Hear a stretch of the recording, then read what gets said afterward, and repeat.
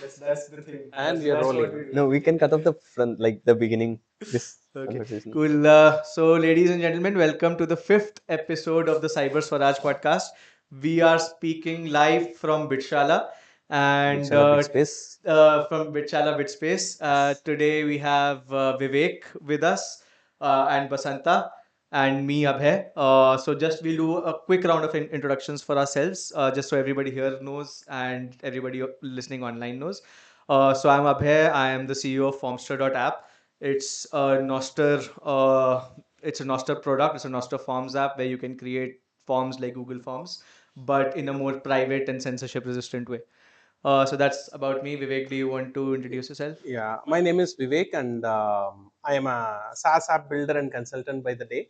But at night, I am an Nostr developer and some things regarding privacy, Bitcoin. You know the drill. That's pretty much about me. Yeah, and I also work on Noster. I've been trying to contribute to Formstr. I've been trying, not really contributing, but yeah. And then I'm also working on some other Noster related projects. Okay, so this setup that we have today is very a little bit of the beat, like how we usually do things. Usually we're just on a call and we just record the call, but today we're here at Bitspace and we're live in front of a few people. So you may hear some interruptions, you may hear some people asking some questions.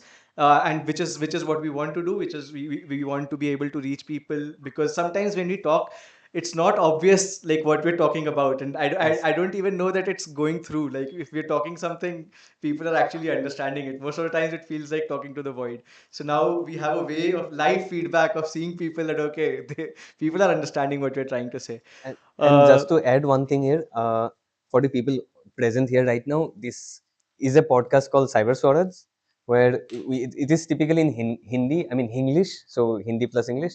And for the people watching online or listening to it online, we are present in a setting where we typically call it as Unfuck the Internet, which is yes. a presentation based event. So we just present things, but today we are like mixing both of those things. Yes, Yeah. which I come back to the previous thing. Like Unfuck the Internet already has had uh two events before this.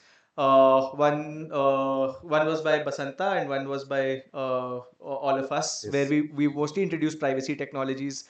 But those are like regular events where we have talks where we teach certain topics. Here it's more of a discussion today. We'll be talking about hardware security. So kind of like you we all have some or the other device on us all the times, right? You might have a watch, or you might have a phone, or when you go home you might use a laptop. So we all interact with certain hardware every day, and a lot of times that hardware has some things or the other that you're not aware of, and that you should be aware of, because it's very concerning when you get to hear about it. So just to start, we'll let Basanta start with the first topic in hardware security.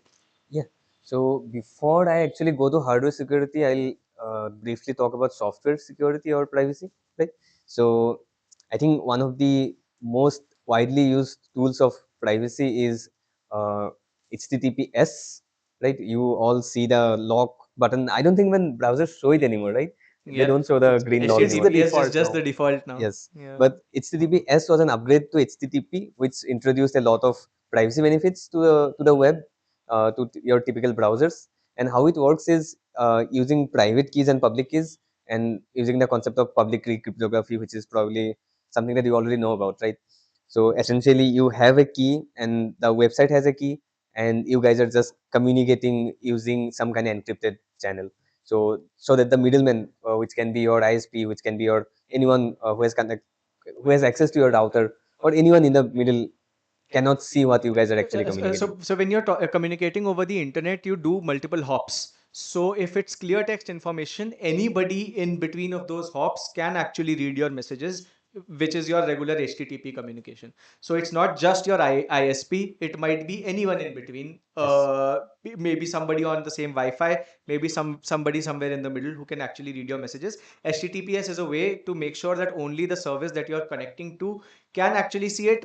It's not actually very good in establishing this.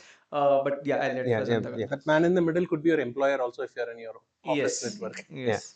So HTTPS was an upgrade, but that's something that works with software, right? This is something that's handled by your browser and the server that's running there, the website that you are communicating with.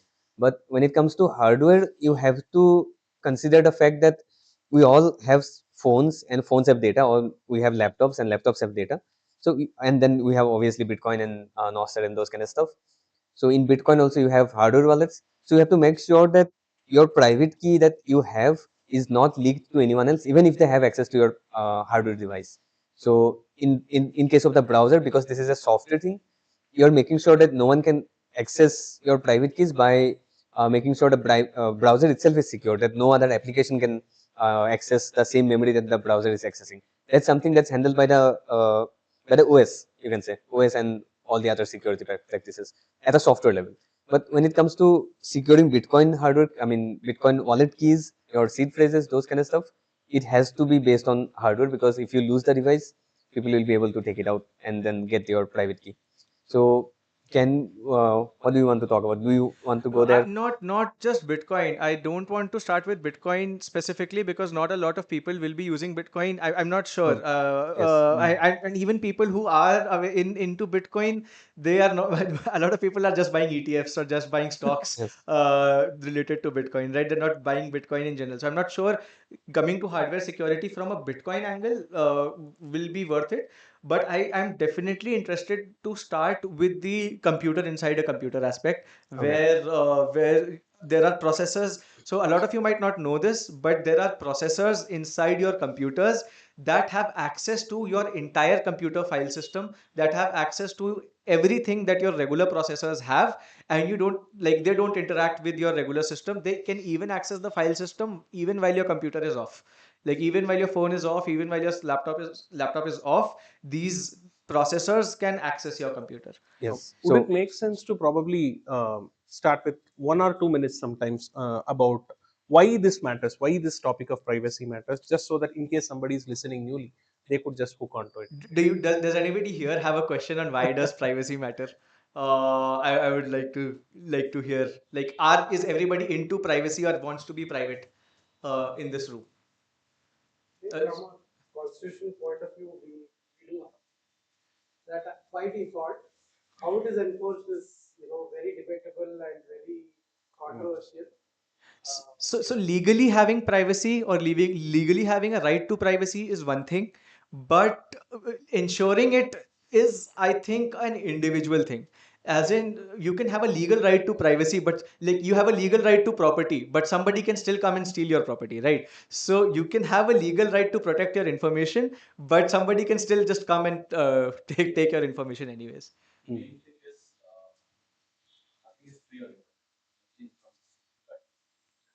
Hmm.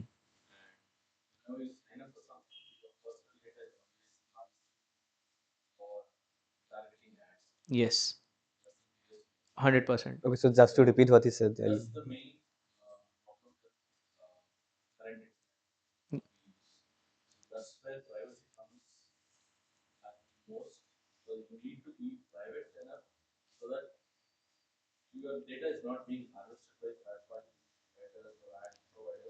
Yes. Excellent point. Just for people online, I'll repeat this. So the point that was raised was anytime you sign up on an internet service, you are leaking data, and your data is being harvested by companies to target you to advertise, and advertising is just the starting point. They may be targeting you for a lot of other reasons as well. Just they're profiling you. That profiling you could be for criminal activities. They could be just targeting you to see, like, when are you not at home so we can rob your home. You don't know. It could be profiling by your employers to see whether my employee is not like working 9 hours a day and doing some other stuff during his employment time. It could be surveillance, could be for any reason. One good reason for privacy is that the very fact that you are being targeted every time you sign up, there is data being harvested from you, and therefore you need to make sure that this doesn't happen to you. Like you need to make sure that, okay, I like let everybody else do what they want. I will protect my own data. I will protect my own information from going out to people I don't want to go out to. So if you read the Cypherpunk manifesto, which I like really want you guys to read, so privacy is the act of selectively revealing yourself to the world. It's not secrecy. It's not saying that this is I won't speak to anybody. You're social. We are social beings. We want to speak to people. Privacy is the act of like only revealing to people I want to reveal to. He's my friend. I will give him information. Facebook is not my friend. Google is not my friend. Why should I give up my information to them? This is what is important. This is why we need privacy. So Yes. now that we've had the discussion on why we need privacy in the first place, now we need to know that it's not just the sign up forms that's actually taking your data. Your phones have processors that are silently recording you, even when they are off, even when your phones are powered off. These things are happening. There are processors inside, and they're phoning home. They're calling Qualcomm. They're calling Qualcomm back onto their websites. They're calling Intel back on their websites. This is something you need to be aware of. Yes, and one of the things is that the processor that you have, let's say it's called, I think, Intel Management Engine, IME, and how it works is it is attached to your CPU itself, and it has its own RAM, it has its own storage, it has its own processing power, and it can access any part of your file system, any part of your RAM, any part of anything in your system at any moment, even if it is turned off, as long as there is the battery is on, I mean the battery is there or it is connected to the power line, it can access anything it wants, and it can access any network ports that you have on your system. So it can use that to make, I mean, send data to Intel if it wants. And if you try to remove it, the processor itself stops working. So there is no way for you to turn it off. And that's true for most Intel CPUs, most AMD CPUs. So yeah, it's like a, imagine Facebook having access to everything that you do on your system. It's not just the people that you message, not just the websites that you browse, but every single file that you have potentially. And just to add one more point to it, Intel has that data doesn't mean only Intel has it. Suppose Intel gets bored of having your data, they instead of just deleting it, they can just sell it to somebody else who is willing to pay for it. Meanwhile, you had a question. You want to? Talking about how phone or laptop device, but how much of this data is already encrypted and hence useless versus how much of that can be used. So if I'm using an app which I'm presuming is encrypting the data, then do I have to worry about other apps having access? So if you're sure that the data is encrypted, first of all, not a lot of people are doing this. But if you are sure that your data is encrypted, then you are okay till some extent. There is always an attack called SNDP, which is save now, decrypt later, SNDL. Which means that once there are technologies that are able to decrypt the data, they will be decrypted. So you shouldn't be doing criminal activities that you will be incriminated for 10 years later. But as long as it's just about personal privacy, I think you're fine, as long as you are sure that the app is encrypting your data. There is also Yes, this is a very good point. I think what you need to make sure is first, so we are going to apply the don't trust verify model here. So if you can't verify it, we are going to assume that it's gone. I mean, your data is gone. It's not private. So the first step of making sure that your data is actually being encrypted is make sure that the application you use is open source. So if it's open source, you can actually go and verify the code that, or at least you can trust someone. You can hire a developer or a contractor and ask them to verify its code to make sure that it's actually encrypted. If it's not open source, you can assume it's not happening. Even if it's encrypted during transit, even if it's encrypted during storage, somebody has the keys. This is all coming to point two.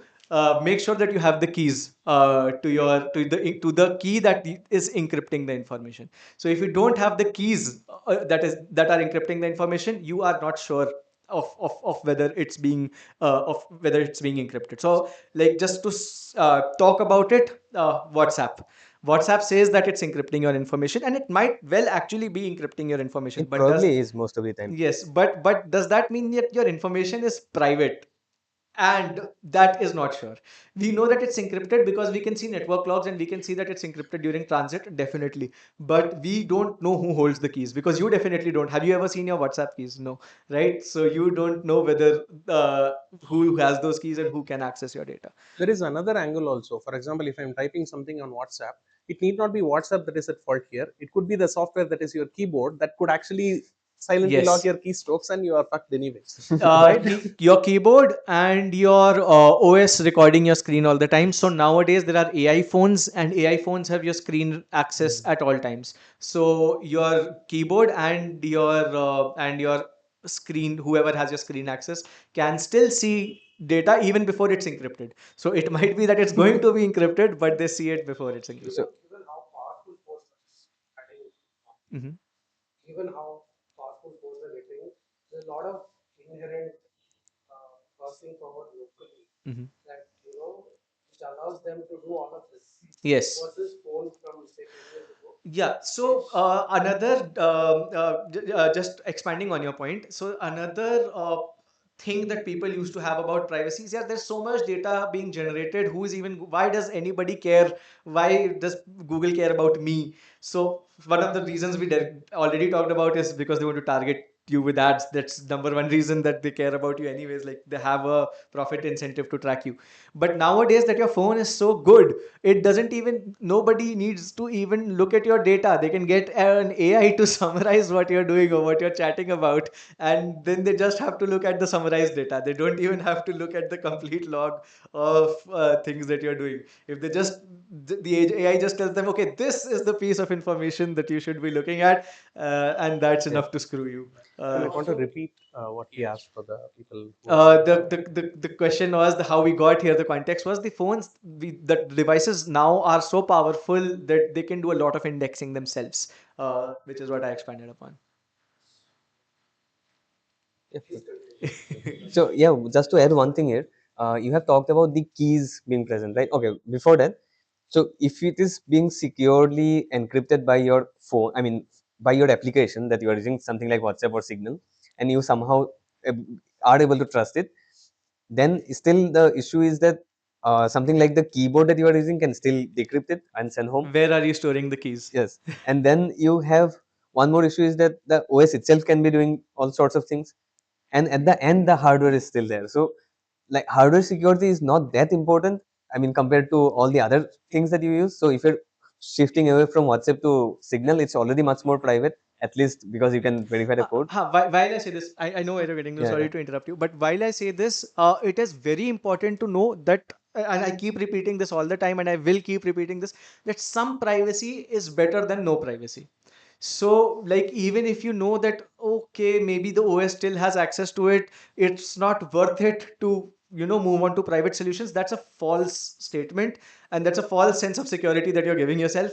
Because even if, let's say, Google or your operating system has the data, doesn't mean that you will just shout out that data to everyone. Like, think about your bank account passwords for one moment. Even if Google, let's say, does have access to your bank account passwords, since they have access to your Google keyboard, it doesn't mean that you will go and just, shout your bank account passwords to everybody. You will send it out on WhatsApp, right? So it's always better to have some privacy. The less people know about certain things like your bank account passwords, the better. Even if there is no way of making sure that like everybody can't have it.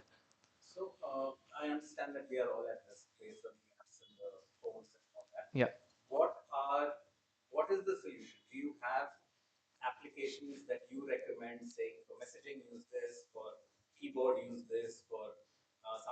Yeah, we can. There's definitely some things we can recommend. So just to get the recommendations off, then we'll come back to how to actually secure your private keys. So just to recommend, Signal is obviously going to be much better than WhatsApp. Signal is open source. Signal does verifiable builds, although some of the times their verifiable builds are broken. So that's something to be aware about. It's not very, like, perfect security, but it's good. It's good, and we know it because, like, there have been cases to be able to trust Signal. And Just to add one point there, Signal also uses some hardware, like the topic that we'll come to later on. secure elements. Yeah, secure elements and hardware based stuff on their server side to sync your contacts and stuff, Yeah. so that they don't even have access to those. So we'll come to that later. Yes. So Signal is definitely going to be better than WhatsApp. Then, if even if you're using a so Android doesn't allow you to not give network permissions to your keyboard, which means or everything you type goes back to Google, which is shit security. But if you want, you can transition to Graphene OS, which is a great open source OS. It's built for privacy, and the best thing it does is lets you configure permissions for each and every application as much as you want. So even if you're using Gboard on Graphene, you can shut off Gboard's internet access. So which means like you can still use all the cool features from Google and everything, and you can be sure that it's not phoning home, and all everything that you type on Gboard is still on device and not going anywhere. So that's one recommendation. So from what I asked, there is a services that we are trying to use. So let's say we talk about maybe the recommendation system by the time is so good that it's still now when you probably shift that to maybe the level of features which gives an application to you, it's not in the same as Agreed. Yeah. now. Is this the configuration I have? Is like, is this something we need to lose out to get the services? Sometimes yes. So privacy does cost convenience. And this is a sad reality. And I will tell you why it is a sad reality. Is because it doesn't need to. Like privacy doesn't need to come at a cost of convenience. Everything that you build could be built privately. It's just that the incentives of the companies that have come up right now are so skewed and so screwed that they make you give up your privacy to be able to use their products. So which is why in practical sense you may have to lose out on some convenience to be able to gain privacy. But at the same time, if you're just a little bit savvy and if you just go out there, you will always find that there are alternatives for your convenience. So like you will get good recommendation services that don't sell out your data. You will get good recommendation keywords. It's just that it won't be there in one click. You will have to do some research yourself to be able to get back. And I think eventually we are reaching a point where these privacy focused alternatives are becoming as good as Yes. the other surveillance based stuff, right? So if you compare Linux and Windows 20 years ago, then compare it again 10 years ago and compare it now, we have Linux become almost as good as Windows and in much better than Windows in certain places, certain Yes. aspects. So I think it's going to keep continuing because to be able to provide, to be able to surveil people, you need to add a lot of bloatware and stuff. And yeah, that So I'll just give you a good example. I don't know if any of you saw, but there was a recent news where a device came out with it's a gaming device. It's a handheld. Rabbit. It's Lenovo Legion Go. It's the name, and that gaming device comes out with Windows and it comes out with Linux. SteamOS. SteamOS is Linux. Now, SteamOS, the games are built natively for Windows on that device. But when you benchmark those devices, the games perform better on Linux. And why that is because Linux doesn't have the bloatware of and the spyware that comes with Windows, which means that it performs better on Linux. So to be able to surveil you, these people have to add programs and like spyware and stuff on your devices, which makes the devices worse. Like even if you want to do convenient, like even if you want to use your device for convenience and don't want to give up privacy, you still have a better time on those privacy products sometimes because they don't have those unnecessary things running in the background that are causing your devices to get sluggish. One good example I'll take, if you have a Graphene OS system that I was just recommending, right now if you install a Google software OS on your phone and you have 64 GB of internal memory, 16 GB will be taken up by the operating system alone, and it will have pre-installed bloatware on it and apps that will take around which will like eat up around 32 GB of your phone even before you unlock it for the first time. And the moment you unlock it, they will surveil you so much that you will run out of internal memory in 3 or 4 months. But if you use a Graphene OS phone, it just takes around 4 GB of memory when you start with it, and the apps that you install take no data or store no data from you on your phone, which means 64 GB is more than enough for the entire lifespan of that phone. So forget 3 months, it works for like the entire time that you will have your phone. which means that you don't have to spend on Google Drive, OneDrive, Sky, whatever Apple has, iCloud or whatever. Yeah. So yeah, just on that point, like privacy technologies are, but the way that things are going, the privacy technologies are sometimes even more convenient from a conveniency perspective. Yeah. Even if they are not convenient, right? The convenience that you get, for example, that suggestions in the keyboard that you were talking about, that suggestions piece is funded by either VC money, or it is funded by people who want to surveil you, right? That is the glow that they add so that it is shiny to you and you go towards that. But like you said, privacy alternatives are yet to come for at least the keyboard suggestions thing that we are speaking about. But the who has to build that? We have to build that if we care about privacy, right? Not we don't have to depend on other people to build such things. Nobody stops us from creating something that can actually have the same feature parity of whatever you want, and no, we don't have to take permission from anybody to do that. Yeah.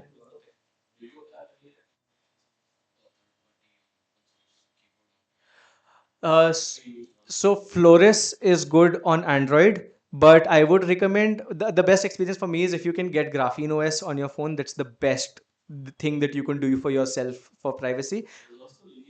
Lineage OS is also good. The reason I recommend Graphene over Lineage is some banking apps don't work on Lineage because you have to root your phone sometimes, and when you root your phone, then your phone becomes a little insecure. So that's why I don't recommend Lineage off the bat. But if if you don't have anything else, Lineage is also good. Calyx is also good. EOS is also good in that aspect. Just to add there, Lineage OS does not work on not just Lineage OS. No open Android open source project based systems work on Samsung phones. I just found it out like a couple of days ago because I installed Lineage and I could not make faulty work with it. It's This not just with Samsung, multiple vendors. yeah, multiple Yeah. vendors have the same issue. So yeah, yeah, Yeah. because this is not like systems, open systems of. Hmm. I mean, I could install the Lineage OS on my You can Samsung phone. root your phone and unlock your bootloader. You won't be able to relock it later on, which means a lot of apps won't work who require you to have a locked bootloader. You can spoof the API so that if anybody checks it's unlocked, it returns it's logged, and some apps work. But then your phone is essentially insecure anyways because now it has a logged unlocked bootloader, and any software that you download essentially has root privileges on your phone for anything that they want to do. So rooting using an unlocked device or a rooted device is not something I'd recommend off the bat, but it is not as straightforward an answer because if it's allowing you to de-Google, that might be a good privacy advantage that you have even with a rooted phone. So, but at the same time, it's whatever you're doing after you've rooted your phone is at your own risk. So you have to be more aware of what you're doing with your phone at that What point. about the hardware? Like he spoke about the Qualcomm Intel attaching, right? Hmm. Like if you change the OS, what happens in that case? Yes, so that is the part that we wanted to get to. So right now we're talking the everything that we talked about was still software level. So you can take a lot of steps to defend yourself at a software level. But now that we are talking about hardware and hardware pay, there is not a lot that you can do sadly yet. But there are some things that are coming, some new things that have recently been open sourced that we'll talk about, which you'll get to know. So yeah, even if you install Lineage OS, Graphene OS, if the hardware is like surveilling, you can't do anything at this point. Yeah. Yeah, one question. What are you trying? So even let's say operating companies, if they are doing this for some systems or making it blocked out, what benefit does an open source creator actually put out there to sustain this product? So Repeat that question, the please. question is I'll repeat the question because it's a good question. The question is what benefit does an open source creator have over those other closed source alternatives? So first of all, it's a mindset thing. An open source creator doesn't have to be one single person. A company can also open source their work, and open source. So this guy once told me that open source is a marketing call. uh, Yeah. so when you do open source, it's because you want to market it, you want to build more trust with your users. So if you're open sourcing your work, you might lose the advantage of being not having your work shown to the public if you're doing nefarious things, it will come out. But if you're not doing nefarious things, then there is no incentive for you to not open source your work, because if you open source your work, you get the verifiability and you get the trust that comes with verifiability with your customers, that okay, see, since I'm an open source, open source product, I'm not going to rug you. You can use it with the a good sense of mind that okay, this app is not stealing my data, which is the same case with Signal and WhatsApp. The only difference between Signal and WhatsApp is that Signal is open source. A few more differences, but one of the major differences is Signal is open source, which is why it's more easier to trust Signal than WhatsApp. When you say open source, what is open source? Everything, including the keys, are open source, or they retain the keys and everything, the code is open? The key should ideally be with you. Only you should have your keys.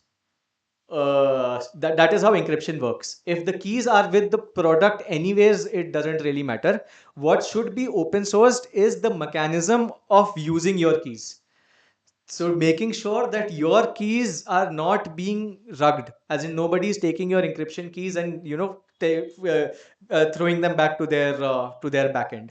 So that is what should not, that is what should be open source, that mechanism. Obviously there might be proprietary things that you might want to do, and if we want to keep them closed source, I'm not anyone who's advising against closed source, but this mechanism of ensuring that your keys are with you all the time and they don't leak and they don't go out is what should be open source. Additionally, when we say open source, right, it's not just code. It should also be the build process. For example, Yes. how do you take that code and transition or make that into a runnable software? That process or the scripts that you use, build scripts should also be open sourced. Of course, build scripts may require some secrets for hardware usage, cloud usage. That will be secret. In GitHub, if there is something called GitHub secrets, that can be secret. We don't want their secret keys to access their AWS servers. No, but just that whenever somebody says a software is open source, we want the code and we want a build process that in a very specific system. It could be Linux, that has become the normal thing. It should be reproducible on any Linux, or the Linux at least they claim they build on, and we should be able to get the same exact same binary output that they put it on their what do you say, the app store or wherever In they fact, put there's a it. method called hashing. So if a person has built a piece of code and they hash it, and I built a piece of code and I hash it, we should get the same hashes. Yes. So we know that no other software has been injected into it. Yes. Go ahead. So right now, again, the question is still on media. I know, let's say my WhatsApp, they use my data to sell products.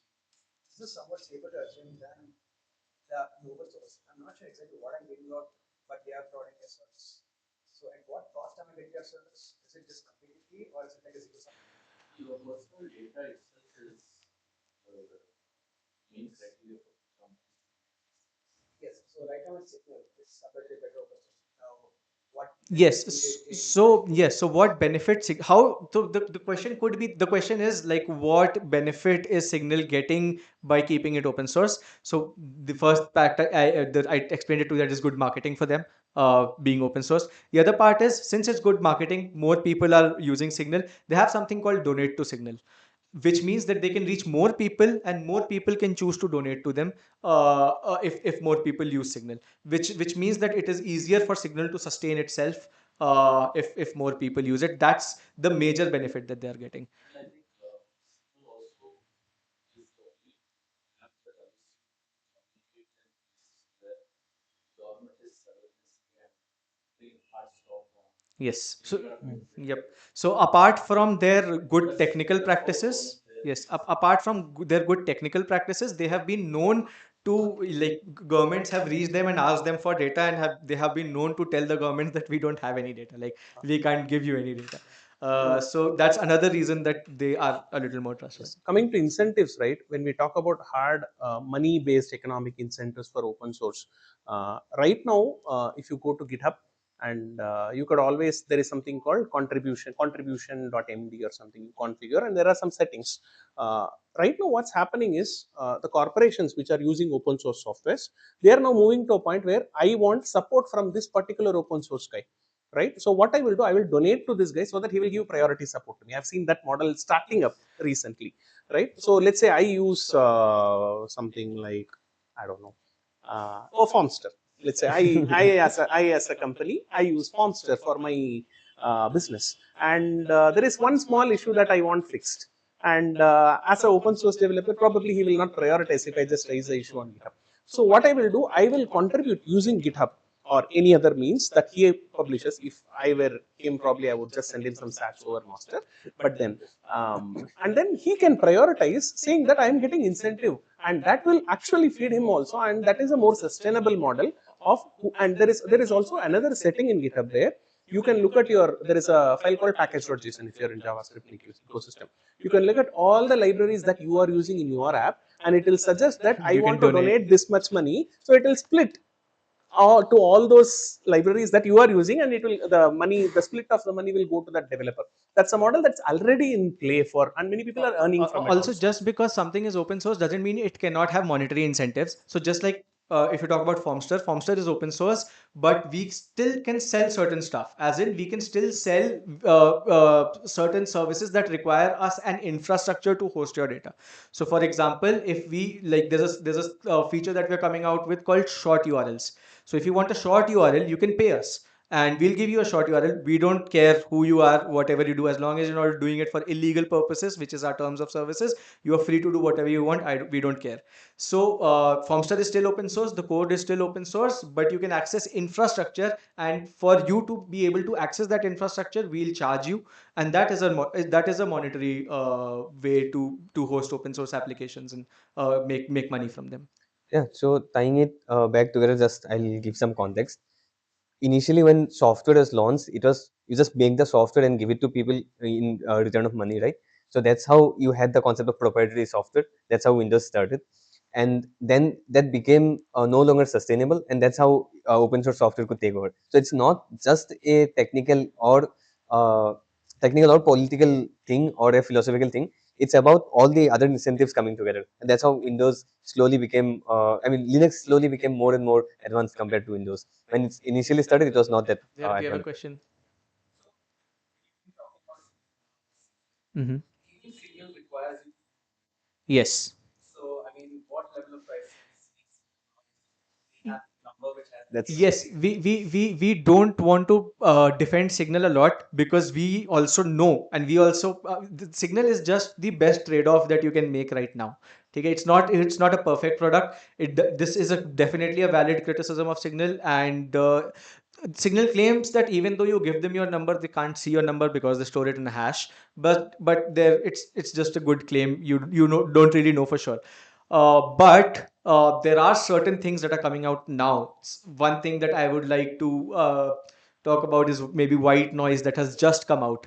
Is it doesn't require you to use your phone number. You can use it with your Noster keys, which are anonymously generated. And I mean, it's still in alpha. It's a very early product, so you might face some certain UI challenges while facing them while using it. But it's a great app. It has the same encryption standard that Signal has, which is called MLS. It's messaging layer service. But at the same time, it doesn't use your phone number because it's using Noster for the relaying for the identity part. So So I'll just to the yeah, so people he present has here. white noise on his phone. You can So this is just. white noise. You I just have also one. have it. I can flex it. Yeah, it probably doesn't. It's not going to work for you most probably, but you have a login and sign up option. And if you let's click on sign up, and I just have this screen onboarding screen. I can click on setup profile, and that's it. I can choose my name, introduce myself, choose a profile picture. I'm done. I don't have to give profile. My phone number or anything. It will automatically generate one key. It's called an NSEC, Noster secure. Noster secret key. And Noster is a protocol. We don't have to go into that. But basically, it's a key that is generated. You will keep it safe, and there is a public key associated with your private key, and people can message you using that public key. And similar We are apps big exist. shells for Noster. You should, even though he says we are not going to go into Noster, you should definitely check out Noster. Noster Yeah. is going to change your life. Yeah. Yes. yeah. Just one minute before that, I want to tie something back to his question.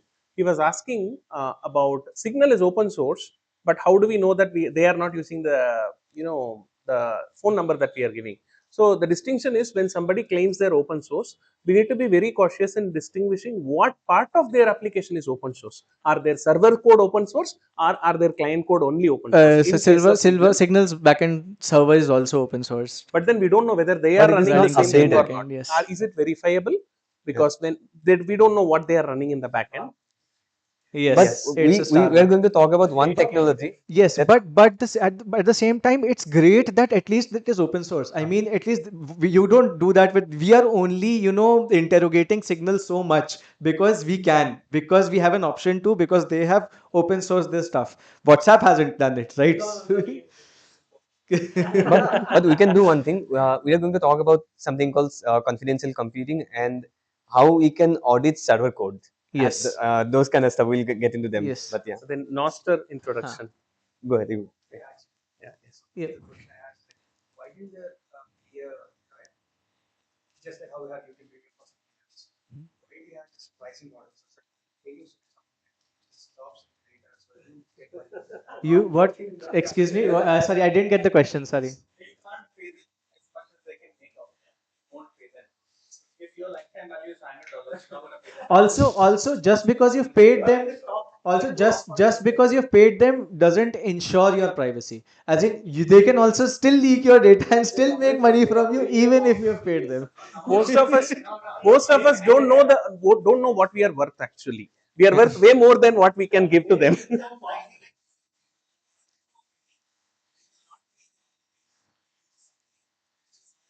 Model that works at scale is Advertising. they don't see your just keep populating. Yes, they don't have to sell it. They can just say, "Oh, sorry, something happened." And secretly they drive the AI models. Secretly they drive the AI models. And they have to anonymize, but they are not anonymized. Direct finding that. Yes, agreed. Think of yourself as a stock. Yes, yes. So I'm just curious, like, how much I expect that my worth is first place to protect them. It's a very good question. We are not worthy as an individual that much actually.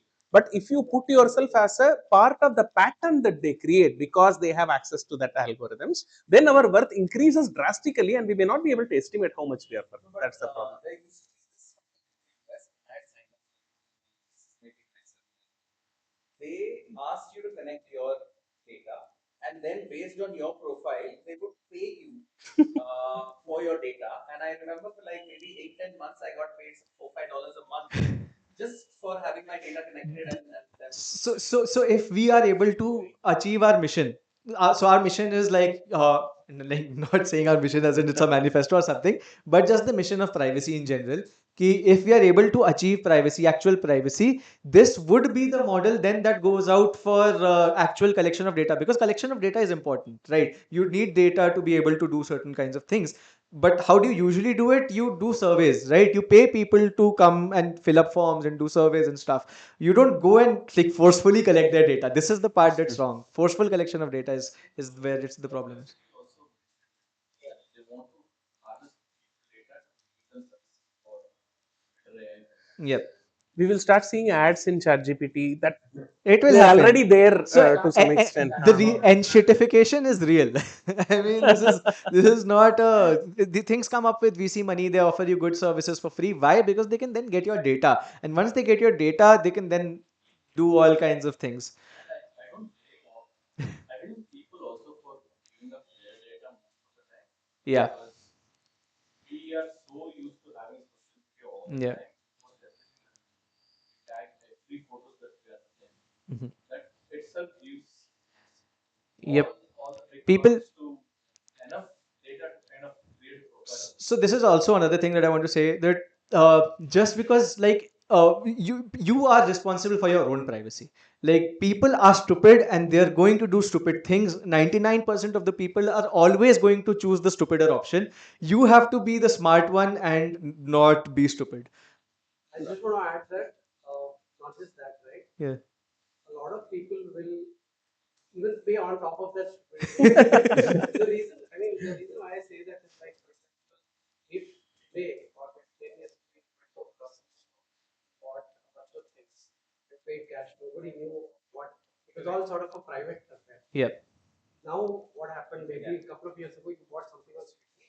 Now Swiggy has data, they're selling it, saying that hey, 30-year-old making, this take X lakhs a month, and then now, but what is also happening is now they've also introduced the platform fee where they're saying, hey, you need to pay something extra. Okay, I'm also against that. Now you take my data, I'm also going to pay extra fee, and you have the right to So, like so cash handling.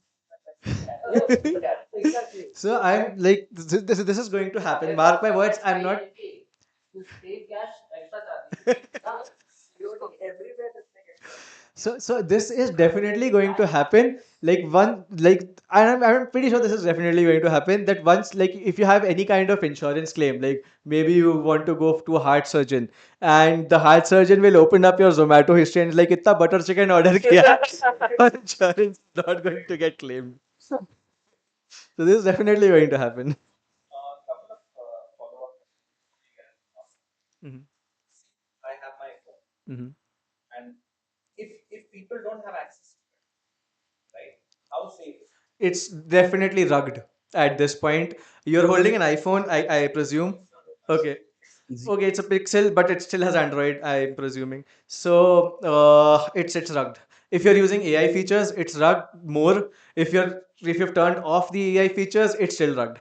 It's rugged any which way because anything you store on it is gone. You can assume 100% that none of this entire conversation, even if it was not a podcast, is a podcast. You can you can you can like be sure Yeah. of that. Just to clarify, rugged does not, you should not equate rugged to rugged, which means robust. That's different actually. Rugged means that your data is not it's not with you anymore. It's on Google servers for sure. How safe is I don't know, man. I mean, So feature phone right now is coming with the AI. yeah, even feature phones are not. okay? You get some 10 years back for it too. Let's say I buy You got 10 years back from it. I switch to a 2 or 3 year old feature phone, which doesn't have any smart. So I'll tell you. So you're rugged at least at a certain level, even if you're on graphene, because so your location is all the time being beaconed to the nearest cell tower that's there. So your location is a little bit rugged, but your identity doesn't have to be attached to your location. All those But you certain you have things. to pay for your SIM card with your Yes, like you you have to have buy to your pay SIM for card your using identity. Aadhaar card and stuff. I understand this is wrong. It is mandated by government to maintain the location. Yes. That's what AT&T and BSNL has a major hack. Yes. Chinese has hacked that whole database. So Yes. if you want to And do the government that. hacks it, the Obama has, I think, I don't know, Media Prime Minister passed the law after the 24/7 attacks in US. Yes, Then they the made Patron Act. Patriot Act. Patriot Act. Patriot Act. Then Yes. they made yeah. Yes. Then they made all the surveillance. Then that surveillance stored somewhere. Used by all the 10 that has been visited by Yes. Chinese hackers. Yes. So Now so they what want you to can do investigate what you can do to be secure against that is you can use something called a Faraday bag and put your phone in a Faraday bag and travel. That is good not just for location privacy, but that's also good for not getting attacked with EMF radiation all the time. Also good for not getting annoying calls. Also good for not getting annoying calls. you get it at a bag, not How you not get so it's only good for traveling. I mean, it's only good when you're traveling places to place, but you'll have to take out. traveling when you reach it again. Yes, yes, yes. But follow up to that point, right? I understand that it is Cellular privacy doesn't exist. You can still do. So why it's good is. Sorry to cut you off, but just finishing his question. Why it's good is because even if you don't have a SIM card, you're still rugged because your phone is Yes. still reaching out to beacon signals to the nearest radio tower. It's just that the identity isn't attached to your phone anymore when you're not using a SIM card. So what you can use a Faraday bag for is have a non-SIM card phone, put it in a Faraday bag, travel, get Wi-Fi somewhere, do Wi-Fi calls and everything that you want. That's also not, I think so. Now every cameras are AI vision cameras in bag. So the camera At his location is here, but today is at different levels of security, like these are different threat vectors. I'm and even satellites by Yes. but US is So if you need if you need so there are different threat level vectors for sure. So there is no complete secrecy. If you're talking to someone, like even if you're talking to me right now, you're giving out information, right? So just by talking, you're also giving up information. So there's never going to be complete secrecy in your communications. Never. That's never going to happen. You can rest assured. It's not just technology. It's just the nature of communication that you will leak information when you talk to someone. But understanding that, we need to make sure. Why? Because we have discussed so many threat vectors right now. We have discussed so many ways that you can be rugged. You need to make sure that only certain people can access it at most. And I know who can access it. It may not be voluntarily, it may be forceful, but at least I know. If I buy a SIM card, it is forceful for me to have a KYC, but at least I know that, okay, it's only my government that knows about me. But if I'm okay with my government knowing about me, I don't have to just then give my data to Meta also or to everybody else also. So there are different threat vectors that you have depending on whom you want to save your data from. You can choose different methods. And we had at least VPN. Yes, Point is VPN. VPN is a very good workaround. And right now, that's also is threat by quantum computing, and quantum communication right now is coming up in the market. Yes, yes. Even Bitcoin is under threat with quantum Yeah. communication. Everything before but those things go down, when quantum computers come, our basic user accounts will stop working. So yes, that needs to work out. yeah. It's again third party who's Yes, Exactly. so it's They will know who you are. but the choice with VPN is you get to decide who is collecting your data. It's not key. Since I'm using my ISP has my data. If there's if there's a trusted party, that maybe Proton is a trusted party for you, then you can trust Proton with your data. You get to decide who is you are trusting with the data. That's the benefit you're getting from VPN. Uh, I can definitely make recommendations, but I would still think that it's you who has to decide what VPN is good for me. coming back, right? At an OS level, I understand it's complex, right? But if you forget that, and if you go around your world carrying your phone, right? If you come here and you connect to the Wi-Fi, right? How exposed or how vulnerable is a phone? And what are the things that one can do to avoid that, right? So obviously you have fingerprint and all that. So if tomorrow somebody even picks up my phone without them being able to access, how I think this is a point where we just dive into hardware security. Otherwise, Yes. we won't be able to do it. Yeah. Yes, So, yes. I'll take. Wi-Fi is VPN is no problem. If you use some other Wi-Fi without VPN, then it's a problem for you. All your data can be like airports or railway stations anywhere.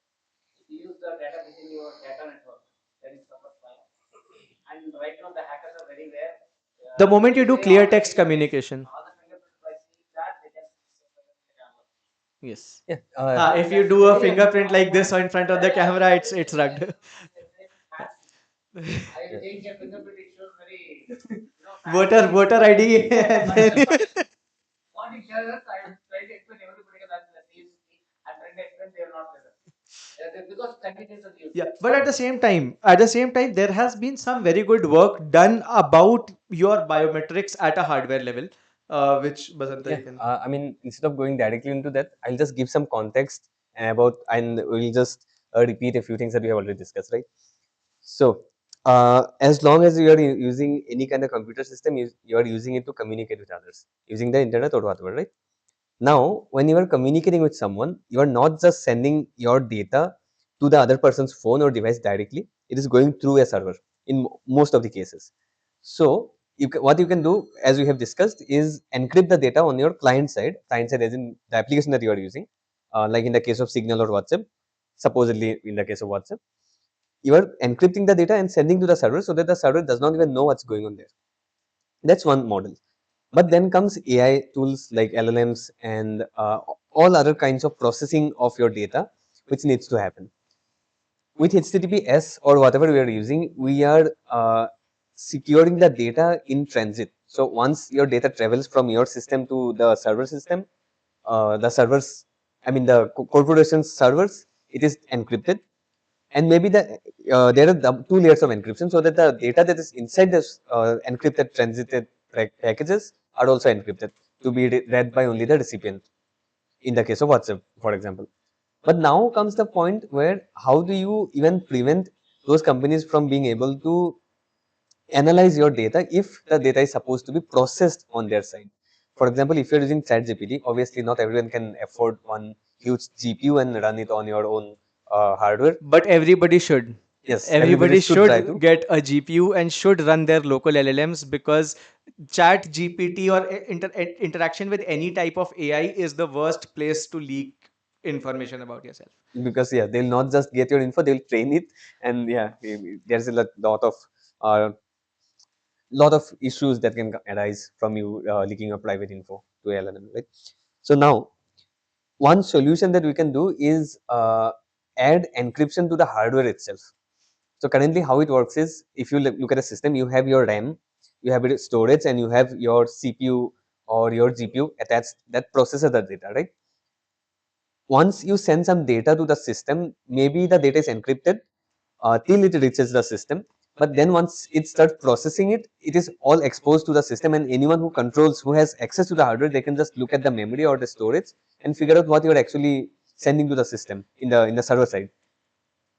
To prevent any kind of things happening on the server side as well, what you can do is we can have CPUs just like we have those surveillance nightmares attached to your CPU, right? The CPU inside of your CPU that we are talking about. We can also have another module similarly that directly interfaces with the CPU itself or the GPU itself, which encrypts your data when it comes from your memory to the CPU. And once it goes back to the memory, to the RAM, it again encrypts and sends it back. So at the hardware level, even if the people who are running those servers have access to those hardware directly, so that can be AWS, Google Cloud, what's that called? Google Cloud, Azure, Azure, yeah. Yeah. It's not called GCP. Google Cloud, it's GCP, yeah, Google Cloud GCP. Platform. So those guys, even if they're running such systems, then even if they are directly in control of the hardware, they cannot see your data. So that's how confidential computing works. And the thing that makes it works is also cryptography, but the cryptography is hardware based. And if you try to extract the keys of those software of those servers, then the key just disappears because the hardware is secure in such a way that you cannot tamper with it to Yes, figure out the keys. and Vasanta is saying Can this be done on the client side? this. Some Yes, predefined yes. so that at the server my data is not I, accessible by I the I mean, user? you can, but it's not there at the moment. So basically, so the question is, can I add something to my device so that it cannot be accessed by GCP? So you can just encrypt and it cannot be accessed by GCP. That's something that you can do normally. What we're talking about here is, even if somebody has a backdoor to your hardware, like they can, yes, somebody can access your hardware. My hardware. Yes, your hardware, and still not be able to get some secure data like your keys or something. Yeah. So like he talked For that about, we have like, devices. huh? For that we have devices I can plug into my laptop and So that you don't have devices right now, but there is technology that has come out that is very useful to be able to do that. Is I what think we're talking. iPhone has this thing, right? So yes, there are already things that are already there in your device right now which are doing this. So like iPhone has it, even Google has it. Google's Yes. Enclave is open source also. Okay. So your fingerprints, your biometric is all stored in confidential enclaves like this, which so that they don't go out of the system, or even if anybody has backdoor access to it, they can't reach it. So yeah, think of it as a like your Bitcoin hardware wallet, right? We touched on that point initially, but then we moved on from it. But if you have your hardware device, or it's a hardware signer device, right? And you put your seed phrase in there, and then you give the hardware device to someone else, they cannot break it apart and take out your seed phrase, and it will just automatically self-destruct itself. So that same technology, I mean, similar technology is used on those systems as well on the server side, so that even if the server admin or anyone who wants to inspect your data wants to do it, they cannot do it. that is still dependent on GCP doing it at their end. I can't influence that. You cannot influence that, but you can verify it because cryptographically you can check the signatures of those systems. So how it works is, let's say NVIDIA creates one GPU and it has a key inside of it. They will publish the public key of the GPU, for example, on their website. And then you can, while communicating with the backend server, your front-end app can ask it to produce a signature for this data, For the and it will say, compute, okay, yeah. I'm signing it and giving it back to you. That way, you can verify that okay, this has an encryption key inside of it. but still they can spoof it. They can run some other kind of hardware. But if they're genuine and if they're running such hardware that supports confidential computing, then it is secure, and it is, I think, a much more familiar UX to exist everything that already exists. But Yes, it's, and yeah. plus this is great for when you can do it on your own device and on your own hardware, because then you're sure that anything that goes on in my computer, at least for these certain aspects, are secured and are not rugged essentially. One thing I want to add, like, thing, so I Hmm. on Lenovo, and at the same time while I was shopping, like, Dell website is. So there is actually an option still, even though we are, there's still an option to actually choose a machine with any disabled. So there are like probably very little vendors remaining that kind of allow this, and I don't know how long will this continue, which I really doubt that. ME meaning? The Intel Management Oh, Engine, IME disabled. Okay, yeah, okay, okay. yeah, Yeah. It again depends on, if you choose Intel, you yeah. get to actually disable it. But Yes. if I probably choose AMD, then I don't even see that option as part of my customization Yes. option. But I did see that option that, but if you're going in as an enterprise, that option isn't there at all, Hmm. because they sort of Enterprise. If probably, it's enterprise, it's yeah, yeah. it is by default assume And that enterprises if should be more concerned about yeah, it. yeah, but as a I just saw that and I found that interesting. And Yes. I am not sure if they charge extra to disable it or not, but then either way that option still exists. Uh, Mostly they're holding everything. All the data, all the yes. it all goes in, but then the user feels like this what is it? This line of thinking is there in the back end of what. Yep. But I think mostly they hold it. One more way in hardware that you can get rugged, if we have not already scared you too much, is through firmware. So a lot of OEMs have firmware in your phones, in your laptops, in your PCs that are closed source. That those are not open source. We don't know what they do. One way to check, and one way that it's not so scary, is because you can do network calls on, like you can inspect network calls on your PCs and check whether data is being phoned out, and you can verify that okay, not it's not phoning out every time, but it's still a threat to be aware of, that your firmware can rug you. Yeah, sorry. Are there anything that you can do at home network level? Where Yes. instead the hardware devices they collect data even if it's just working, but it has to send out network, right? Yes. Do we have any systems in Yes. place where we can Yes. check these and stop at The- the network level uh, itself before it is yeah, it's a very good question. So I'll just repeat the question. something The that we itself can do? yes, you can. So the question is whether we can do something at a home network level to make sure that our privacy is protected. So again, it's not a foolproof mechanism, but it works very well, and you can see the results directly in front of your eyes. You can get something like a pie hole, a pie hole.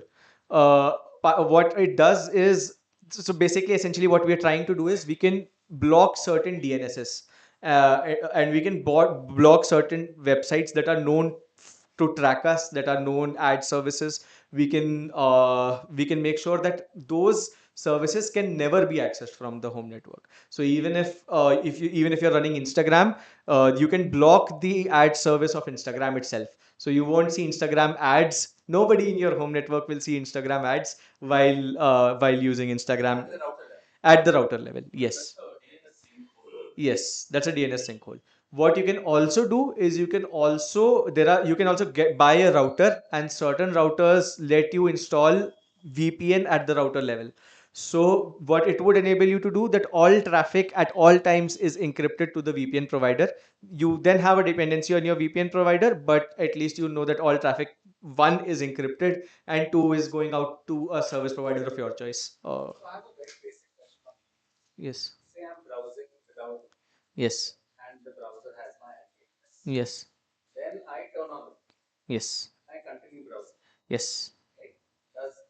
Does the browser now think I'm a different person, or does it know that it's the same person and the IP address is different? But how does it work? Depends on how already rugged are you, meaning depends on how much the browser has already fingerprinted you. So the browser will need to establish an ethernet call to the network to be able to know your own IP, which if you're using a VPN it will give you a different IP, so you're safe at that level. But since the browser already knows a lot about you in the first place, because maybe you're signed into the browser, maybe it stores all your history from all your past things that you have had. It can access all your cookies and access all your local storage anyways.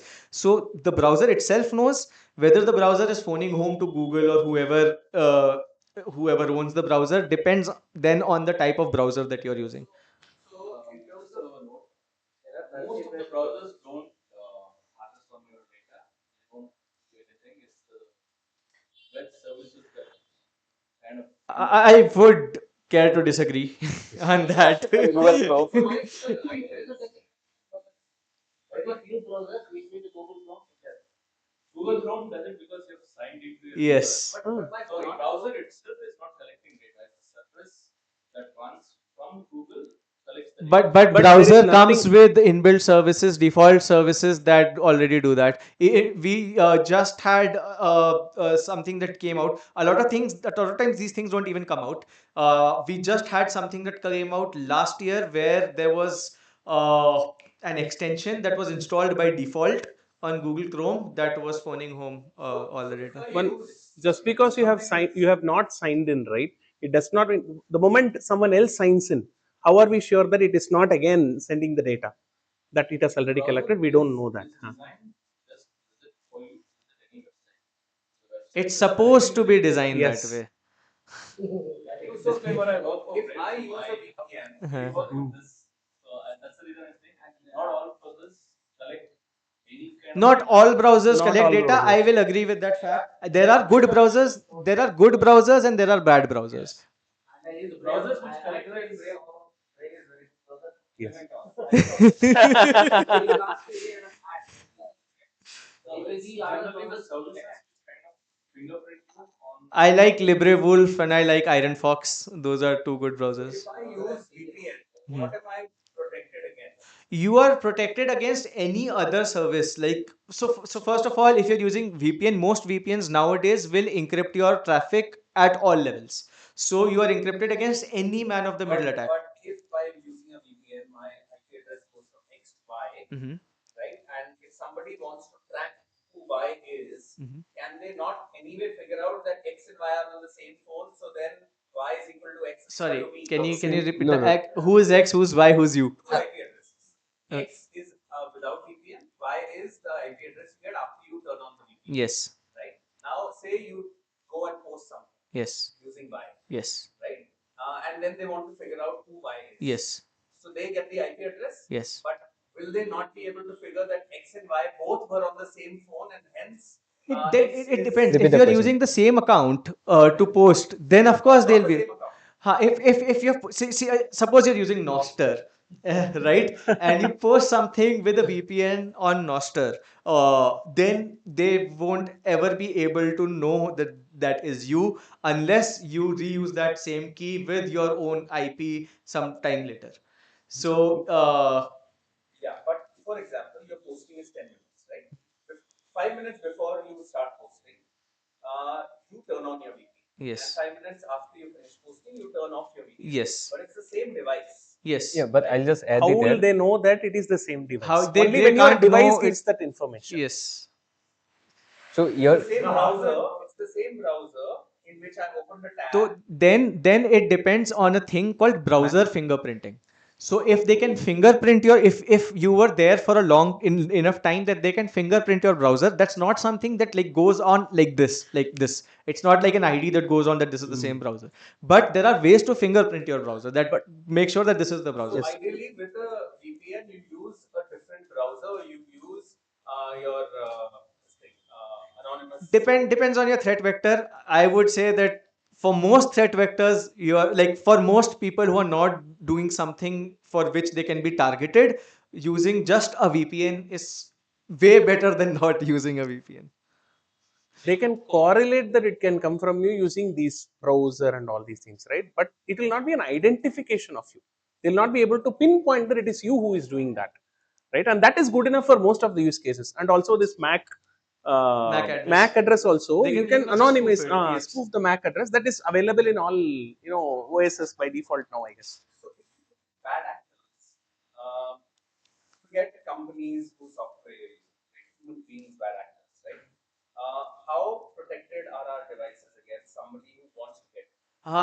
It's a very you're not, and that's very scary. Yeah. That's So very very how scary. bad is it? It's very bad So because what is possible? What can somebody do? right now I can go on to the Tor network, like onto the dark web. I can buy data on any Indian I want because their Aadhaar card data has been leaked. In fact, I don't even need to go to the dark web. I can go to the RTO website, and if I have your I'm not talking about data that's already stored. I'm yes. talking about data that is on my device right now. If someone gets If one physical of access. you is a bad actor, what can you do if I have my phone on my person? There are a lot of things. If you're connected to the Wi-Fi, we can get your IP address. Then, if we know that there are certain apps that have known vulnerabilities, we can then do something called a RCE, which is remote code execution, which means we can run our. Can you figure which apps are on my phone? There are some. So most of the yes. By the way, yes, because we can do a brute force port. We can do a brute force ping to all the ports, and by knowing which ports responded, we most of the times know Also, if you can which just monitor applications. the Wi-Fi, you can see which We backend can is. also see which applications are so by and a good hacker who knows vulnerabilities in certain apps can then do RCEs,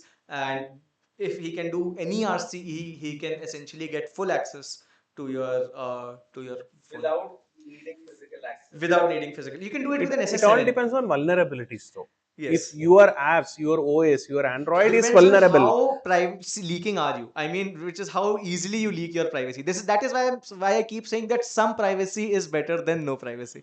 So I think there's also hacks where you can they try to send out signals to your if your Wi-Fi is on and it's not connected to any Wi-Fi, it's constantly trying to connect.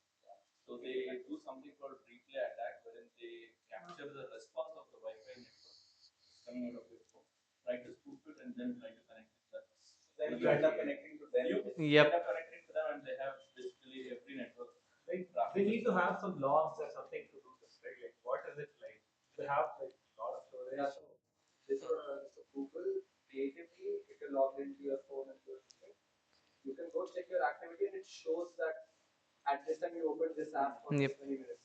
If you are into my device, but what do you mean by brute forcing? Are you brute forcing? No, I just mean I just meant Pinging all brute the force in ports. a pinging all the ports and listening into what applications you're Yeah, so I'm asking, like, which if are you just get replying. the access to my phone or account, then you could just go Ye- and check that, right? yes. Or is it more difficult? No, I'm saying even if I don't have access to your phone or account, even if I'm on the same network as you, in fact, I don't even need to be on the same network as you. If I just wanted to log your bank account, let's say, I don't need to do any of this. What I can do is do an SS7 attack on you. SS7 attack on you is a telecom operator attack, which means that I can hack into the telecom network itself and and send you a message from the bank, but the OTP doesn't come to you. The OTP comes to me directly, and and I can just spoof your bank account. Yes. Like SIM swapping and stuff. You don't need, since SIM swapping requires you to have physical access to the device. SS7 attacks don't even require physical access to the device. They can, if you're a targeted person, you can just uh, attack. I mean, you can just send their messages to yourself if you have a known entry into the SSS7 network, which you can get by paying certain operators. Are there apps which you can install which tell you how much data your apps are leaking versus how secure I is your think phone? so. I'm not aware, but I think there should be. yeah, Yeah. there is a app that you can install called Wireshark Wireshark. Yeah, Wireshark. You in can do it your on your computer, laptop. and you can monitor essentially any network that is already connected to that you are connected to. But then you will not be able to see encrypted traffic, right? Clear text traffic you will be able to see, and you could at least easily spot what apps are leaking clear text information using which an attacker can target you. That is something that is already within your reach. Cybersecurity folks use a bunch of software. Yeah, there are definitely apps. I think there's a Wireshark for phones as well. So you can go ahead and Say for Android apps. yes, so you can just go ahead and install and do a network inspection. Yeah, it's a very healthy thing to do. There is Everybody should do a network inspection once on their phones. It's very cool. I have heard of some more softwares, but I've never personally tried them. Open source solutions, there is something called Zeek that people talk about, Zeek, and there is something called Suricata, Suricata, regarding the very same things, looking at packet inspection and doing something about it. But I have never experienced them myself. Suricata. These are open source solutions. Huh? Mm-hmm. Yes. Yes. We just talked about what they can do. Essentially, if they're a good enough hacker, they can actually get access to your entire device. Uh, the way that you can defend yourself against such things is use a VPN. It's a very simple thing to do. Just use a VPN. You, yeah. Since they can do remote code execution on your laptop, they can essentially This is not access that anything. they When always cannot do it, Yeah, but they can, that's a and not possibility. all people can do it. You need to have certain expertise. You need to be aware of certain vulnerabilities. Not everyone can do it, but as in, this is possible to do. and to qualify that good enough hacker term, right? What you mean, what probably is that, of course, like you said, you need to have some skills, but apart from that, there are a lot of planets that have to align in your favor for you to be able to target other person's device. Like for example, there is something called zero day vulnerabilities that you see. Yes. For example, a vulnerability has just been found out, but it has not been fixed by the vendors. Let's say there is a vulnerability in Linux that has just been found out, but nobody else has started fixing it. Now, the hackers who are tuned into those channels, they will know that there is a zero-day vulnerability available, which is waiting to be fixed, and people would not have downloaded or they would not have patched their systems. So they could just go ahead blindly with all the devices that they see. Let's say Ubuntu Linux, there is a zero-day vulnerability. 0 day is day zero. It has just been found out. Nobody has started fixing it. That is one possibility that is always open. But for an actor to be able to go to your cafe that you are exactly working in and try to target your own phone or your own laptop is subject to multiple things aligning and zero-day vulnerabilities being available on that particular day, and you not updating probably for the past vulnerabilities that are By the there. way, just to add one point here, these things that we are talking about, these are hacks that can happen. These are problems that can arise. These are not inherent to the system itself. So, Yes. like in case of Facebook taking all your data, that is how the system is built. Yes. But So there's some things yeah, which are definitely taking your data. yes, You are not even protecting yourselves against those that you know that are definitely taking your data. Yeah. These are problems that somebody can do it to you. That doesn't mean it will happen. It depends on how targeted you are. There's a lot of data that you're willingly giving to people. This is And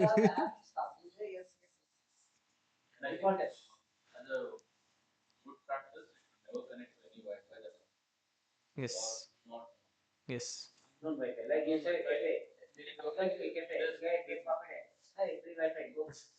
There's no I, reliability on the setup. I think what we can do now is just go over the topics that we have and let it make it open to the audience on whether they want to listen. We can just give a quick one-liner introduction to each of them and just ask the audience and how much they want to know about each of them. okay. I Okay. think these are the topics that we have. We have already talked about the Intel IME thing and AMD PSP, right? Yes. Those, yeah, PSP. And those things are like, obviously, we have talked about them, how they can access your hardware even if it is turned off. Confidential computing is a hugely interesting thing to me because it allows you to process data on the server, and the server admin, if they have set up the servers properly, they still cannot access your data. In that point, I have a few lines to talk about. I'll just say those things now. If you're doing truly end-to-end encrypted data in case of white noise or some Nostr clients, then you are directly controlling the keys.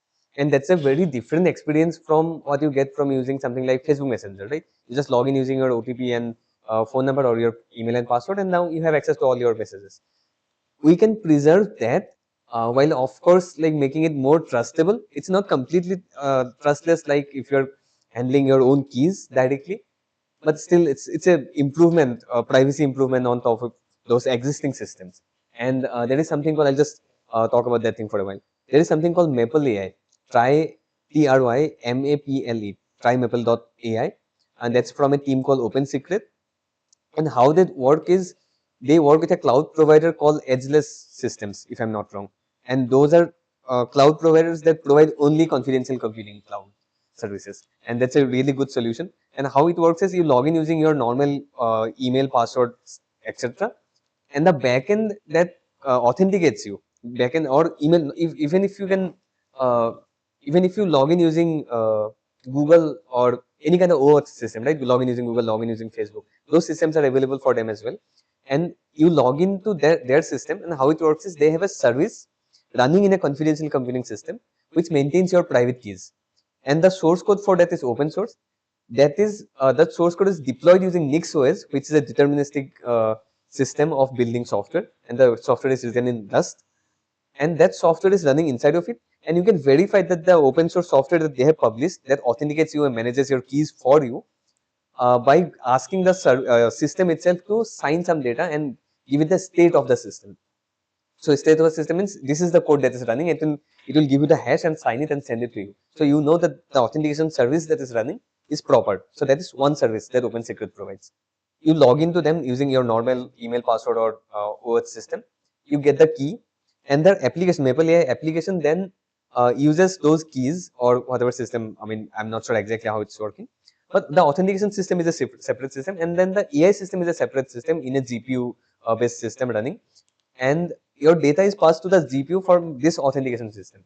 So you have to trust at one level that the hardware that was created by AMD or by Intel was proper. I don't know what kind of hardware they're using, but this is still much more private than using ChatGPT and those kind of solutions. And this provides a like similar experience UX wise, UI UX wise to what you So, already so, use. so, so just the risk here would be that they're sending the data to the CPU, and instead of sending it to just the confidential compute CPU, they are sending it to two CPUs, an unconfidential compute CPU for their own processing. Not really, because you are not just using HTTPS to encrypt the data in transit. Hmm. The client is encrypting the Got it. data Okay. using the private key, I mean the public key of the CPU itself. Oh.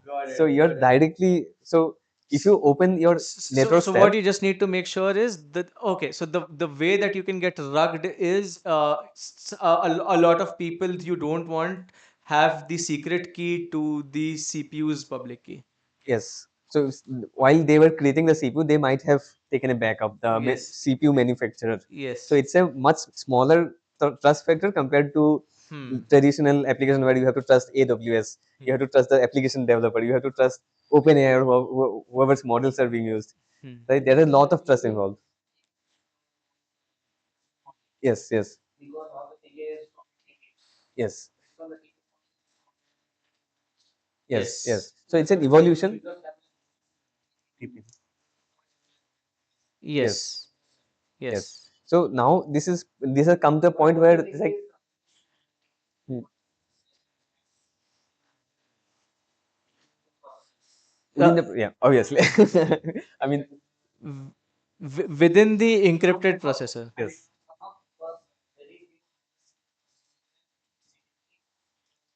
Yes, yeah, and you won't be even able to verify whether any call has been made to a yes. backend because So the computer is encrypted. yes, yeah. If it the problem is at the CPU level, you can't do anything. I mean, if the manufacturer itself, or if there is like you know that there's a private key. I mean, because you know the private key is there and it is signing stuff because the public key was published by the manufacturer, for example, or there are like certificate authorities as well. Mhm. But still, if someone has a backup of the public private key, and They somehow they also got it, need to be able to have a backup of your processing. yeah, like who knows if they're actually sending the data, encrypted data to some other system, Yeah. and they're decrypting there, so you Yeah. can't do anything. Yes. But But if but you're a targeted personality, then this is not something that you'd want to use because. Yes. then it, because to making the making of the attack is very easy. Since if you're a targeted person, they'll say that okay, this is the person that we need to know about, and then they could go to the manufacturer, and if there are any logs stored at any point of time, then those messages could be Yes. decrypted. So obviously, at that point, you can like exploit anyone Yes. and anything, but this is still much better than what we have, the traditional stuff Okay, that we have. encryption is better than clear text. Yes. HTTPS is. I mean, I'm not a fan of HTTPS, but I'm it's not still, even a fan of HTTPS. It's. I mean, this sounds like an HTTPS solution to me. To be very yes, honest. it's like an HTTPS Yes, solution, but it's better than nothing, but then it's not really anything. but but if we can create services where you have the option of self hosting if you want, Yes. and then those who want to use the cloud platform, they can use such Because they systems. won't be able to access my compute. Yes. And but then that is because they are not able to access my compute, not because the system itself is very secure. Yes. I mean, it's an interesting thing to be aware of, but not foolproof. The reason I hate HTTPS is because you don't really need HTTPS. All of the data on the internet could have been encrypted by your own private keys, but now you have a false sense of security that it is encrypted by sending it out to a trusted certificate authority, which is a sham, in my opinion, because trusted authorities could be contacted and could be asked to decrypt your data. Not directly, there are nuances, but yeah, we'll not get into that. Yeah. I mean, Yeah. a better way would have been for you to encrypt the data yourself. If you can do that, then why do you need somebody else? National security issues. But on the other side of the coin, national security is be in the name of government and how it's secured is another point. Yes. I mean, so national security. Because what the thing is, with terrorist attacks, if something happens, so by having the communication full hold on the communication, they can prevent the attack. On one side of the coin, the government side is very better. Yes. Other side, how you are securing.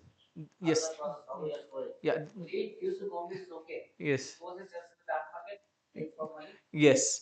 That's the problem. And that is, yes, yeah, to repeat the question, since it's a very important question, is uh, should the let's make it a very general question and let's throw it out to everybody actually. Should the government be able to break encryption?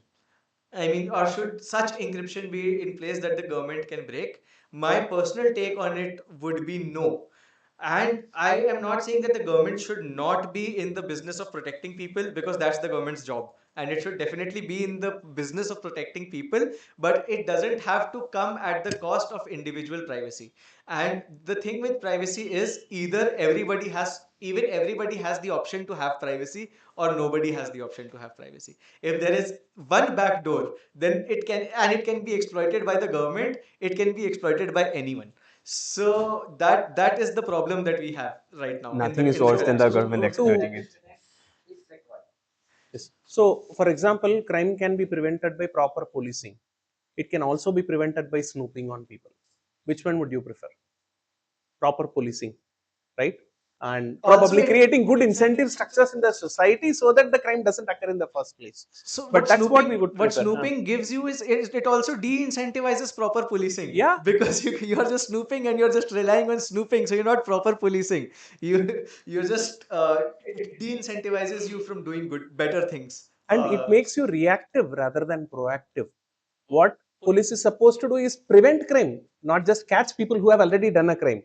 When you rely on snooping as a primary way of crime detection, or I wouldn't call it crime detection, investigation mechanism, then you are always reactive, which means losses have already happened. So what the thing is, a closed door snooping is better. When you are when you go outside of this door, policing should be there. Yes. Should be there. Yes. Terrorists will not do it there. They will do inside the there. For that, they are snooping. Yes. So the thing with surveillance is nobody can stop people from trying to surveil you, which is why it becomes an individual responsibility to stop trying to be surveilled yourself. Since nobody can stop people from trying to surveil you. This is what we're seeing with targeted ads. Nobody can stop Meta from surveilling you and giving you targeted ads. It's your That is what we talked about when we started this conversation, that it might be a legal right to have privacy. It is a legal right to have property, but people can come and steal your property. It's the same way you might have a right to privacy, but still people can come and steal your information. You have to protect your information yourself. 99% people won't do it, 60% of them will get rugged. It's your responsibility to make sure that you are not the person who's getting scammed with a phone call. You're not the person whose information is getting leaked on all of these hacks that are happening. There is there's no awareness built. Yes. No, no, that's a deep. That's what we are doing here. That has to be fast quick. Still, they're not. Yes. It's not just about any law. It has to be done at a very ground level for kids when they're growing up. Yes. Teach them. About Yes. privacy, how well they can secure their data by themselves. It's something that has to be done at a very ground level, because once they understand how your data gets managed, how you're being profiled for everything you do on online, Yes. that's when they realize how much of data they are willing to give, how much of data they're wanting to keep to themselves. Yes, it's a very individual responsibility that everybody needs to do, and education is something that we all need to do. I mean, we can't rely on government educating people about this. We have to rely on ourselves. We have to go out there and tell people that, bhai, matlab, if you're technically aware, a lot of people aren't technically aware, so they are done at the first place, right? Because they don't even know how much they are being surveilled. Yeah, and the technology is yeah, it's happening at such a rapid rate that it's very hard to keep up. That's right. It's made so easy to access. Yep. Even people who are not technically sound are still able to access. People are clicking their selfies and sending it to Ghibli, and that's, I mean, That's what they're keeping passion. yeah. Yes. Stylish and without anything. Yep. I think it's a great production. That was the doing this. Yep. You Facial recognition. basically what you have done is you have allowed Chat GPT to spoof your KYC. And then anybody can get a SIM card on your name and do all kinds of nefarious activities because you have clicked a Ghibli a selfie and sent it to Ghibli. It's a very stupid thing, but we have to understand that, like, not all people are technically aware, and if you are technically aware, it's your job, it's your responsibility to teach other people about stuff, and it's going to be hard. Privacy does come at a cost of convenience, sadly, in today's world. It is a sad reality. It doesn't have to be this way if we demand for better services who are more who have more incentive to, like, keep your data private. But at the end of the day, it's your job, it's your individual responsibility to go out and protect your loved ones. I would at least say that ki, matlab, at least tell your father or mother or an aunt, because they can't do it. Ease of use versus Yes, it's definitely a convenience versus privacy debate. I mean, one is also guardian for your parents. You are guardian for your kid. You are the guardian. yes. You have to educate everything. Yes. When anything loss happens, because you nominated your kids as the guardian. For my kid, I am the guardian. So it has to be yours. So the thing that you raised about home network security is a very good point. Everybody, if possible, they should just go out there and there's a thing called a Pi hole. You can just go out there and just connect it to your router. It's a Raspberry Pi. You can install a software called Pi hole on it and connect it with your router, and it will save a lot of your data from being stolen, from going out to places where you don't want them to go out. So I mean, it's very small things. You can definitely, VPN is a very good. You pay 900 rupees for Netflix. Pay 900 rupees for a VPN. It's going to change your. You will see the moment you turn on your VPN and use the internet versus when you are on clear text. You will know the difference. One more point connecting back to whether the point about government tries to prevent terrorism and all, right? So one thing which we generally discount is that maybe the current government would be according to your whims and fancies how you like it to be, but that need not necessarily be true. And in a long enough timeline, people, particularly in a democratic system, may choose something that you do not align with. Do you want those people to have access to All what your you are giving today, information. right? It is always there with them forever. That is another question that we need to battle with ourselves. Yes. Yeah. Yes. It's never deleted. Privacy can only be lost. You cannot gain it. Yes. Yes. Yeah. Yeah, very good thing Basanta just said, that privacy is always lost. You can never gain back privacy. Yeah. Yep. but the rules are not at least finalized. And to which country data should go, which country data should not go. And they are not bringing the richness of data in India itself. So, yeah. They So want the data to be sold outside. That is new oil. So let it go outside. again, regulation cannot stop this. Just letting. I mean, there are quote unquote good regulations like GDPR, but I would say that they don't work. In fact, they make it worse. In a lot of cases. So I don't think regulation can. People are educated. GDPR, people are educated somewhat. They prevent it. I agree with you. Yeah. Technically, it's not feasible fully. Yes. But somewhat because of the fine. Nobody is paying 4%. Yes, exactly. It's an expense for them. It's an expense when you. He is not bothering 4%. Take it. I have to comply with the law. The problem with regulation is that there are no carrots in it, it's only sticks. And people can afford, a lot of people, a lot of big corporations can afford a lot of bamboo. That's the thing. That's the thing. 4% law firm will be. So I think we can close this here. Yeah, we'll I we'll think throw it out for a last set of questions if anybody has it, and then we'll close it out. I don't know if this already discussed. Mhm. When we talk about something, we get ads on the same. Yes. Yes. Yeah. They're always listening to you. With this conversation is a podcast, but otherwise also everything you talk at home Is also a with your podcast. girlfriend, with your wife, everything is a podcast. Someone was telling even if the device is off. Yes. Yes. If you have a Google Home or Alexa, please turn it. Yes. If you have a Google Home or Alexa, please turn it off right away. That's the biggest privacy risk that you are facing. Anything that's a voice assistant Yes. or home assistant, please Turn off all home assistants. Yes. don't buy it. If you have it, pack it and put it in. Yeah, they try to use creative languages. We are not buying. We are going to somehow now. That is literally everything. Yes. Uh, So right now I have a graphene phone. So I know that my conversations that I have are not a podcast. But any conversation that I'm having with a normie who has an Android phone, I assume that this is a podcast, that this is going out. So I'll try not to speak things that you wouldn't speak in a podcast. Graphene. It's an Graphene. operating system. It's not a phone. You install it on a regular Android, on a Pixel. Yes. So the Alexa question brought me. They have creative language that prevents you from understanding that they are listening to you all the time. So exactly. So I'll read out one thing that they put out publicly. Right. Echo devices use built-in technology that matches what you say to the acoustic patterns of the wake word. They claim that they are listening only to the Alexa word. They don't listen to anything else. But only when you say Alexa, they wake up. Right. And they say that this technology is called keyword spotting.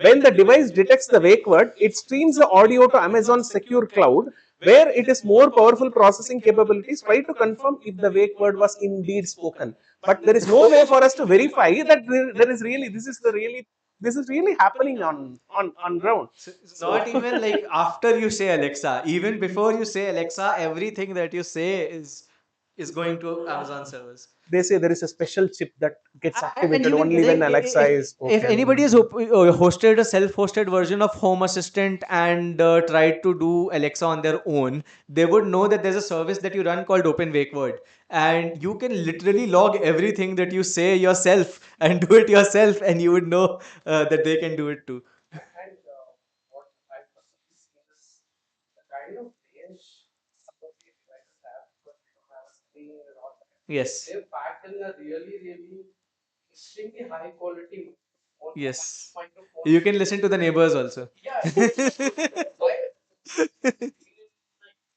I really found my phone, and it's able to really pick up very quickly, which is Yes. like incredible when you even if you're playing something on your phone. Yep. But the other way around is so like Yep. so well engineered. Yep. It's a Yep. serial processing. Yes. What is the solution for the hardware? Understand what the hardware is attached to the Qualcomm or So why I would not panic as much about hardware. There is still reason to panic about hardware vulnerabilities. I'm not trying to brush it off, but the reason I won't panic as much about the hardware as about the software itself, as in the data is there is much more added context in the software level than in the hardware level. I think this is a sign this is a from the sign, universe to just shut the for fuck the up. audience, the power just went out. But I'll just finish what I was trying to say. Is since it's being recorded, I see. Yeah. You The can send the whole thing, whatever is happening. Yes, the OS has context about what you're saying. So the OS knows that you are in WhatsApp and the words that you're typing right now are in WhatsApp and are going out to this person. Your hardware that is snooping on your processing might not know this. It won't have the software It won't have the added context about it's just data for it. So it's much harder for the hardware to process it. Not saying that it can't. There are definitely ways that it can, because it can listen to your keylogger, then it can make sure then it make sure, okay, these words were typed, then it can make sure, okay, which context. So all of this can happen, but it's much harder to happen at a hardware level than at a software level. Still, hardware level is bad, and it should definitely you should definitely be worried about hardware level tracking, but you should be worried way much more about the OS level tracking that happens. Yeah. So right now you mentioned right privacy cannot get back. Yes. So at this point in time, they have already not been aware. Yes. Is it like a give up time or is it like No. So it is a give up time for whatever has happened. Whatever has happened, gone, fine. But whatever is going to happen, I'm assuming like you're less than 30 years old and you're going to live out 50 more years of your life, right? All the data. He's trying to get your age. Don't give it. so so whatever data that you're going to generate in the next 50 years doesn't have to be so public. It can be private. You can take back certain privacy elements. When I take back, I mean the data that you are going to lose, you can avoid that being lost. You Yes, there is no such thing as full privacy, because even when you talk, there is a loss of privacy. So there is you should understand, everybody should understand, and everybody should stop asking for full privacy, because there's no such thing. We're all social beings, we'll all interact, we'll all talk. There's no such thing as full privacy. The only thing is, there's a little bit whom you want your data to, how you want the information to flow out. You should have more control over that. but back so right now you mentioned the hardware is Yes. communication channels same channel which we are talking about internet Yes. Yes. so what if I just try to I'll repeat your question here once. So the question is, what communication channels is when you are being snooped at the hardware level? What communication channels are they using? They're using the same Wi-Fi, same internet channels that is used on. so my understanding is like the network interface card maybe 100,000 square meters. Yes. If I'm able to understand exactly what are the people talking with an NIC card, Yes. should be in a good position to understand that who else are Yes. talking with the Do a Wireshark on your NIC, and you will know a lot than you know right now. And but the only catch is that encrypted information will just be encrypted information. Yes. No, but it should not be okay, because it might not be information that you want. So Qualcomm is sending information from your device to its servers. You didn't want it to do that. It's doing it, and it's encrypted. So the Yeah. the yes. first No, shock they you can get. decrypt it right now also, because they are the ones encrypting it. They can decrypt it. Yeah. the first the first shock you get when you open Wireshark and see and observe your network is that how much network communication is happening than you thought it would be, even if you assume that everybody is a bad actor. How much network communication is happening would be the first shock you get. so I'm just thinking, so next is like instead of putting a hard actually access to is what If you're very paranoid, then yes. But for most people, it would be an effort. It would be a lost cause. I would say, because you won't be able to give up certain services which need to talk. You won't be able to do a lot of stuff. You can just, but still, you can just see. You can be aware of what's happening. You might one shot to solve the you can stop talking and and throw away your phone. That would be the one shot. NIC card brain Like I just said, Theoretically, yes. Self-host your own network. Yes. You can probably segment your network as VLAN. Yes, But one. systematically you can block access to certain outbound access, then block So external just a access. shill to ourselves, you can watch our last podcast and we talk about home. Sorry, what was the term that was just used? Self-hosting. Yes, you could use. We talk about self-hosting, and a way to preserve your a very good way to preserve your privacy is self-hosting. You can avoid using Google Docs. You can use Nextcloud. You can avoid using Netflix. You can use Jellyfin. You can avoid using Google Photos. You can use Image.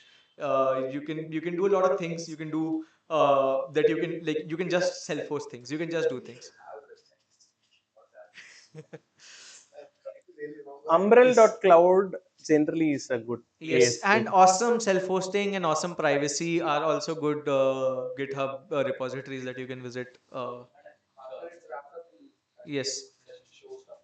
I think if you just go to YouTube and say self-hosting, you get like So Yeah. yeah, tons this of is the food dot paper, right? Where it's like Food. Yes. 26-hour full compilation of how to host everything on the Yeah. from your devices, routers, Wi-Fi to anything that can access the internet is your self. the So, only problem is now the ISPs are giving certain routers wherein you can't self-host things and use their instance.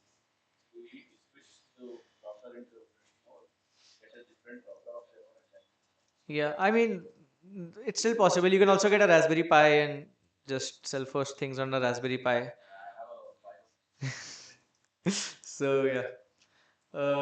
Any other questions? Otherwise, we'll wrap up. yeah, we can. Yeah, Can we're wrap up. good. Thanks, guys, for joining. Great episode for Cyber Swaraj. Tune in to our next episode where I don't know what we'll do. Chalo, Cool. then bye bye. Thanks, Bye bye. everybody.